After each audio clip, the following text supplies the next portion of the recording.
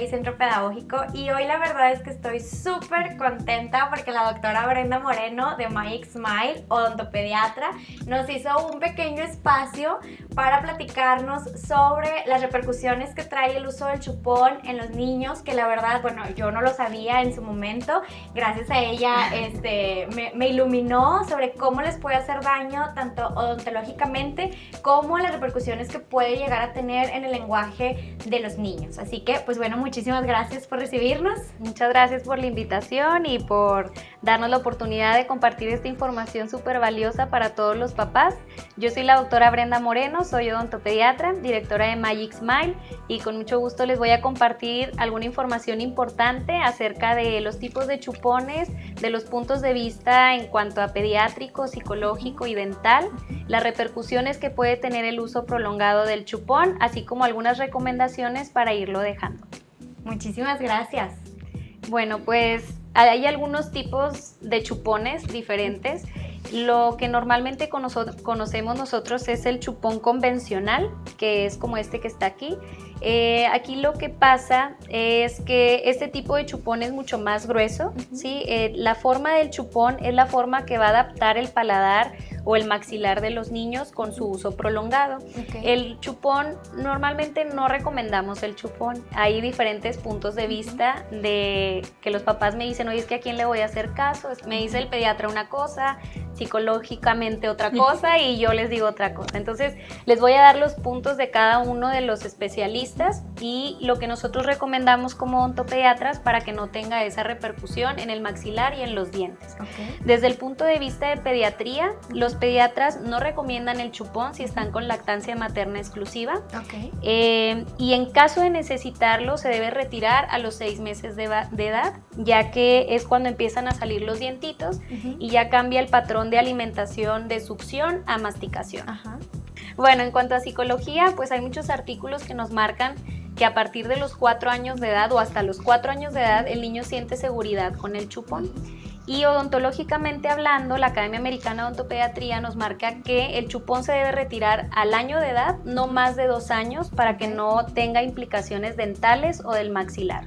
Por lo tanto, nosotros recomendamos, en caso de llegar a necesitar el chupón ortopédico, que si te fijas, pues es 60% mucho más delgado a comparación del normal. Okay. Entonces, esta forma lo que hace es que no se modifique el maxilar a la forma esta como más redondeada y más gruesa.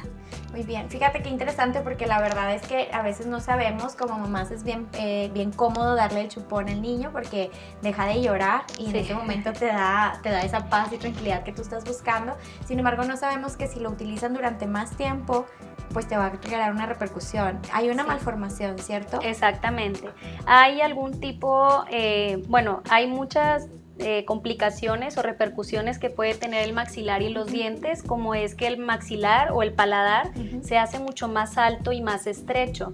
Entonces, por ese motivo, cuando van a salir los dientes permanentes, no caben, o sea, no hay espacio, ¿sí? Otro también es que se puede hacer la mordida abierta anterior, o sea, los niños, ahorita les mostramos una imagen, los niños en vez de morder como normalmente, se queda abierta su boquita, adaptando la forma literalmente del chupón, y eso también va a tener problemas en el habla. Van a hacer como mucho ceseo, van a batallar para pronunciar algunas palabras, algunas letras, y también podemos tener mordida cruzada posterior, que quiere decir que los dientitos de arriba van a caer por adentro de los de abajo. También tenemos una imagen para que lo puedan ver. Muy bien, muchas gracias. Digo, y la verdad es que es muy interesante este tema porque muchas veces como papás también lo desconocen, y entonces cuando vienen con nosotros a buscar algún tipo de terapia de lenguaje porque los niños están batallando para pronunciar ciertos fonemas, ciertas letras, no saben que también la repercusión es por una malformación que ya se quedó por el chupón, ¿verdad? Y que está totalmente fuera de nuestro alcance como terapeutas poder corregirla. Sí. ¿Qué llegaría a pasar si, para los papás que dices, bueno, pues sabes que yo no sabía, lo estoy viendo, mi niño ya tiene 3, 4 años, apenas va a dejar el chupón, pero ya existe una malformación, ya existe una implicación en el lenguaje? ¿qué tendríamos que hacer? ¿Con quién nos dirigimos? Es importante que la consulta debe ser desde el primer año de edad, ya que para nosotros poder evitar todas estas malformaciones, maloclusiones dentales y maxilares, cuando nosotros los vemos desde pequeños, nosotros podemos darle las indicaciones a los papás, porque es importante saber, para considerar un hábito, tienen que ser 3 factores importantes, que es la duración, la frecuencia y la intensidad. No es lo mismo que el bebé traiga el chupón todo el día pegado a la boca a que solamente lo use en la siesta o para dormir. Es diferente la implicación odontológica. Ya que viene el niño y ya trae esta repercusión o ya trae su mordida abierta anterior, dependiendo la edad y el comportamiento, la conducta y la adaptación psicológica, es el tratamiento que nosotros manejamos. Normalmente le explicamos al niño de manera pues amigable, ¿no? Claro. Hay diferentes tipos de soluciones para este tipo de implicación. Las más conservadoras, ahorita se las voy a comentar, cómo podemos ir dejando el chupón, de qué manera, de manera como respetuosa, porque el niño también ocupa esto como de manera de seguridad. Y ya tiene un apego. Exactamente, tiene un apego con el chupón. Entonces a mí me gusta que sea pues poco a poco, ¿sí? Dándole el respeto al niño de ir poco a poco dejando su chupón y no que sea algo así rápido. De un día para otro ya te Exactamente.